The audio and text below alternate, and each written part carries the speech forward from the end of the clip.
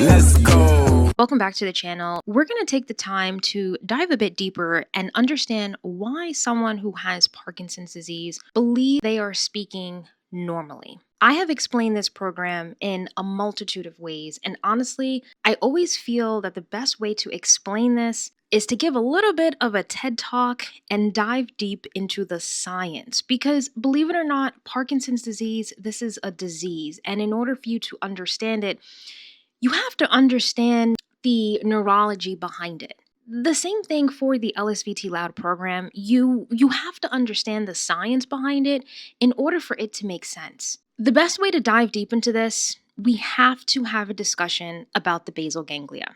The basal ganglia is a group of interconnected nuclei that's found deep within the brain that plays a critical role in initiating movement, regulating movement amplitude, scaling movement effort, integrating sensory feedback, and supporting motor learning. Every voluntary movement that we make, like walking, writing, swallowing, sitting, turning, speaking, jumping, it's continuously influenced by this basal ganglia network. In Parkinson's disease, degeneration of dopaminergic neurons, so these are neurons that produce dopamine.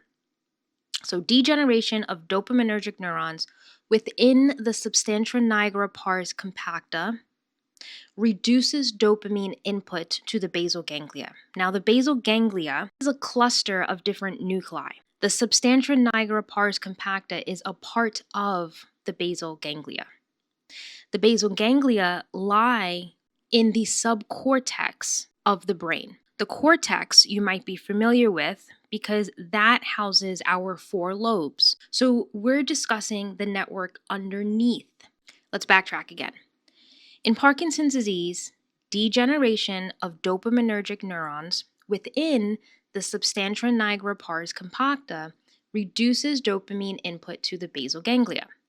This alters activity throughout the entire basal ganglia thalamocortical motor circuits, which ultimately impairs the brain's ability to appropriately scale and regulate movement.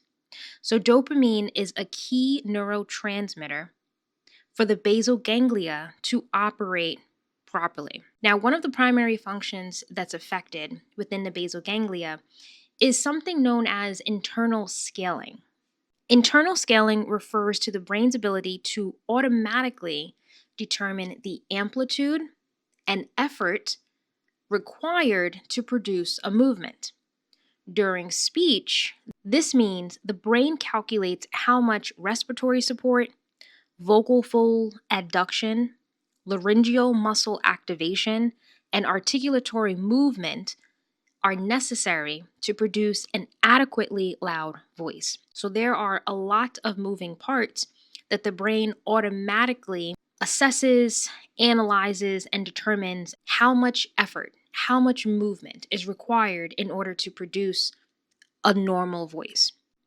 In Parkinson's disease, reduced dopamine disrupts this internal scaling mechanism. So the motor commands that get sent to the speech muscles, they are smaller than they should be. This is a phenomenon known as hypokinesia.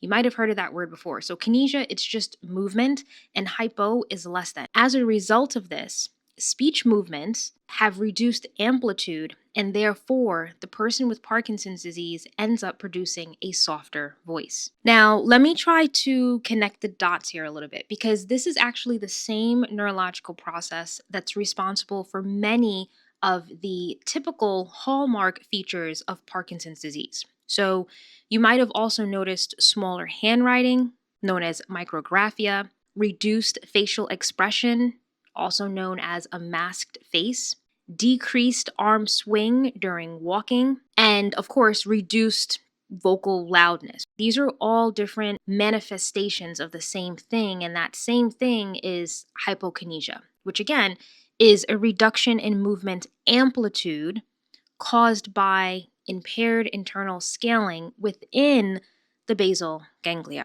Now, movement doesn't end when the motor command is sent. So the brain is going to send a motor command down to the muscles, and we're talking about speech here. So down to the muscles for speech. They're going to do a movement, but now the brain needs to know, okay, what happened? As we speak, the brain continuously compares what is expected to happen with what actually occurred. This process relies on auditory feedback as well as somatosensory feedback from the larynx and articulators. The brain needs to know what happened to the movement. Was it enough? Do we need to alter it? Do we need to continue the movement? Do we need to stop it? What are we doing with the movement? Under normal conditions, sensory feedback allows the brain to detect errors and to make immediate adjustments. In Parkinson's disease, these sensory calibration mechanisms become impaired. Now, current evidence suggests that people with Parkinson's disease exhibit abnormal sensory calibration. So, their internal perception of movement amplitude, how large that movement is, and essentially in this case, it's vocal loudness, that becomes compressed. And this causes movements to be smaller than what should be appropriate. Think of dopamine as the key and the basal ganglia as the lock. If you don't have the appropriate key, then the lock is not going to open. Behind the lock is vocal loudness. And so the irregularity of dopamine, sometimes that key fits in the lock, sometimes it doesn't. Now, I'm a positive person. If you know me personally, you know I'm not going to end here. What can we do about this? If you have not heard of the LSVT LOUD program, I highly encourage you to go to Google right now, type in LSVT LOUD, and read every single research article and watch every single video regarding LSVT LOUD, because when I tell you that this is an amazing program based off of the research, based off of my clinical experience, I'm telling you, this is literally the best program for someone who has Parkinson's, okay? But don't take my word for it. Definitely go and do your due diligence. Now, LSVT LOUD, this is not just a program that teaches a person with Parkinson's to talk louder.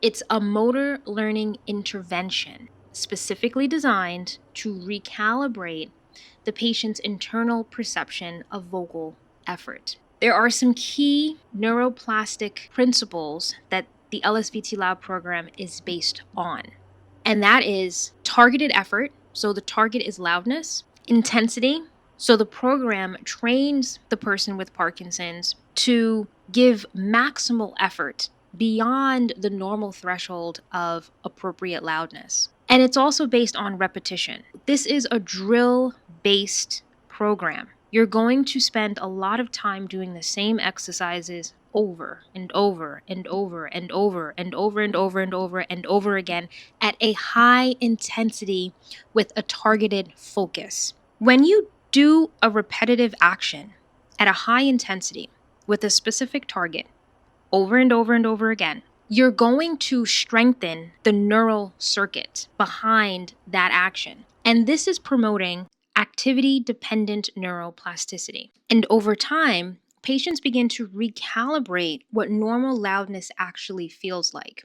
I have described this program in much more detail in my other videos. Please take a look at those videos if you want a deeper dive into LSVT LOUD.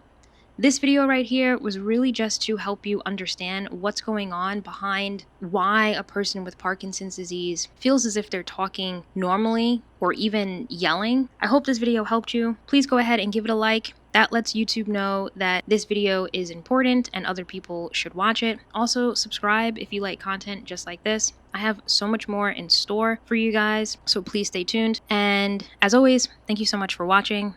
I will catch you in my next video. Take care.